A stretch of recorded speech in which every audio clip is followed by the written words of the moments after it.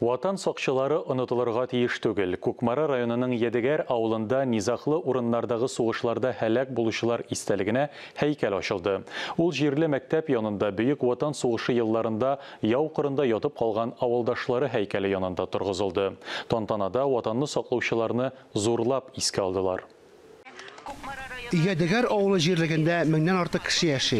Сугыш жылларында ир-егетләрнең күпчелеге яу кырына китә. Сугыш кырында ятып калган авылдашларының якты истәлеген онытмыйлар.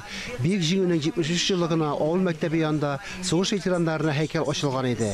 Быел янәшәдә тагын бер обелиск урнаштырылды.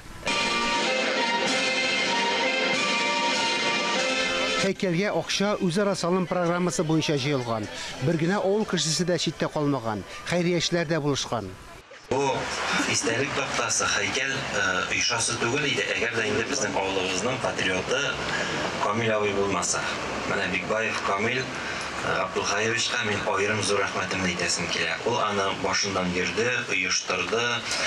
Афган сугышы ветераннарының Республика координацион советы җитәкчесе Иван Егоров исеменнән рәхмәт сүзләре җиткерелде. Һәйкәл салоны башлап йөрүчеләргә рәхмәт хатлары, истәлекле бүләкләр тапшырылды.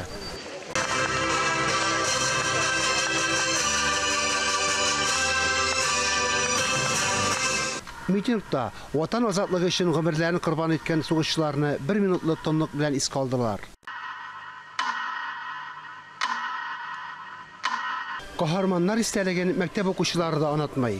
Күпләрнең бабалары бик ватан сугышында, туганнары Афганстан, Чечнядагы кан куйгыч бәрелешләрдә катнашкан. Митинг тәмамлангач, авылдашлар һәм кунаклар авыл зираты янына җыелып, фронтовикларны искә алдылар. Алар хөрмәтенә хәрби салют бирелде. Харис Мөхәммәтов, Дмитрий Второв, Татарстан яңалыклары, Кукмара районы.